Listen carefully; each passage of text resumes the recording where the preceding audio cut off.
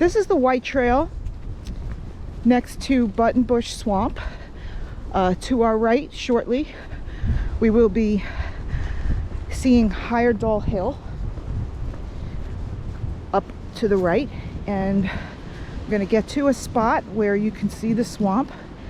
This is where we have all of our spring peeper frog activity, which was very loud just several weeks ago. And here we have one of our viewpoints where you can see the whole swamp. This is quite beautiful in the fall because all the trees on the opposite side are exposed. The majority of the color is actually on our side when you're over there. If you're looking at those trees, the red, yellow, and blue trails are actually right on that other side of with those trees, and you can see people across here. If there was somebody on the trail right now over there, we would be able to see them before the leaves are back on the trees and the swamp gets grown up a little further. So moving along, I've only seen 2 people so far today on Earth Day, which is a little bit of a disappointing turnout.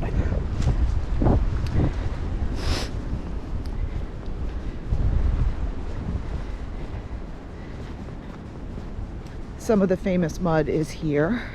It's gotten a little bit better, but the mud on the red trail was so bad that I gave up and walked straight through it.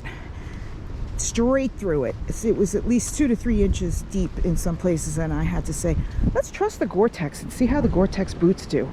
So we're at a more swampy section of the pond here, and I can see ducks fighting with each other. And here's a bench that they built out of this blowdown, and somebody's put a can in here, and I don't have a plastic bag and I'm not carrying this can, so I did pick up a mask. So I did my part on Earth Day. And if you want to get closer to the swamp, you have some little pathways down here to through some clear areas, so you don't have to brush up against too much vegetation and get ticks. But beware, these little things that are sticking up are thorny, a lot of thorns. Wear long pants in here. All right, past the mud. I know these videos are long, but I'm bored out of my mind here, and this keeps me interested.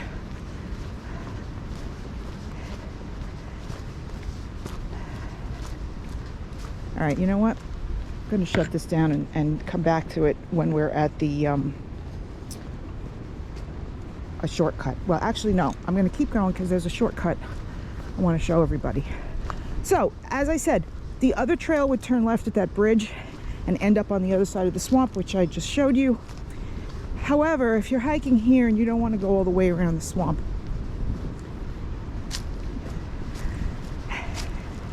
if you were coming from ahead of me and you wanted to hook right into blue, red, and yellow, you would take the shortcut right here. And you know what? I'm going to walk that shortcut and show you exactly where it comes out. And then I'll show you on the other side. This is the shortcut, not marked, no blazes on the trees.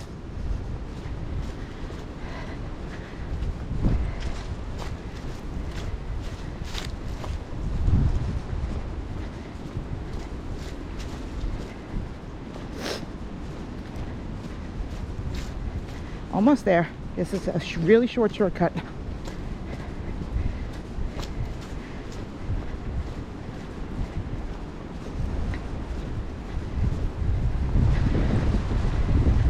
The wind's picking up again, and I'm much cooler now, which is nice. And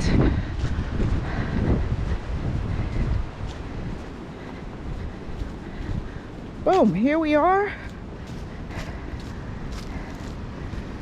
We're at the longboards. Red, blue, and yellow trail. Here's another signpost. If we continue straight, we're on red and yellow only. If we turn left, we're on the red extension and blue up to the top of Snake Hill by the golf course house. You can hear the wind. It's very nice. Love a good wind. So I'm going to turn around because I'm not ready to come to this section here. I'm going to come here later, finish up my hike. So when I go back here to White, time is it? God, it's 4:30 already. Coming back.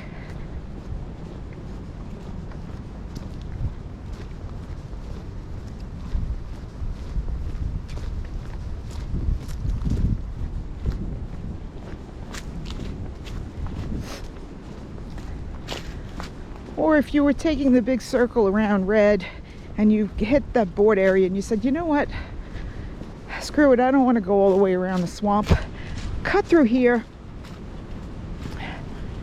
pop back up White to the left here. That's the quickest way to get back to the nature center. So back on White,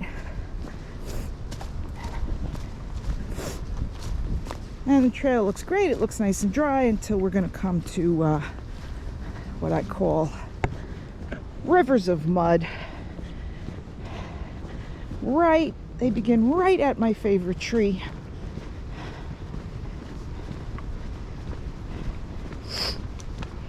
Oh wow, look at this.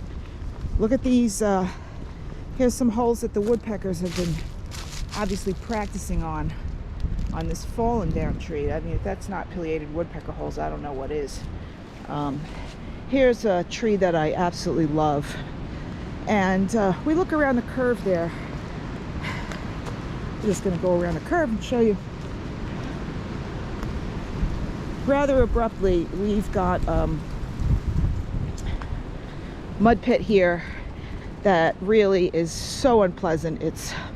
No one really wants to go through here. So what I'm going to do is I'm going to go backtrack and take my my bypass, which is not immediately obvious unless you know the bypass. Turning around just to show you where you can faintly notice it. Once you know it's there, you know it's there forever.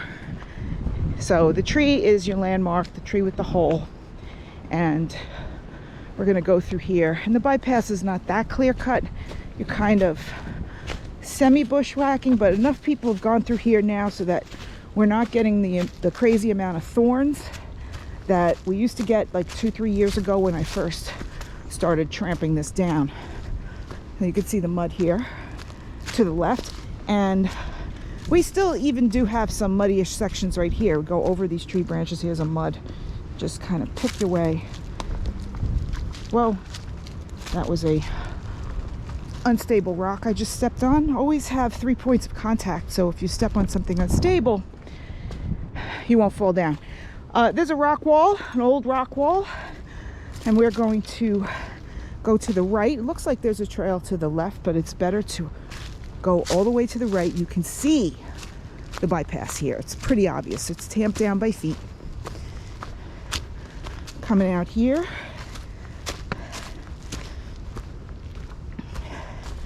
Still can't get back on the trail over here, so we're going to keep bypassing.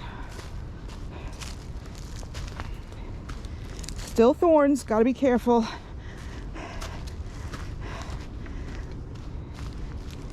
Coming out at the boards. Whoa, I got stuck with some thorns. All right, so you're coming on out at the boards here, and you can actually see the spring flowing straight down the middle of the trail here. Step on the boards. After the boards, there's always a tiny little bit of mud here, and you just gotta step in it slowly. Oops, sinking a little. Then there's a tiny little mini trail, and I'm going to show you where the spring actually begins, like literally coming up from a hole in the ground. Okay.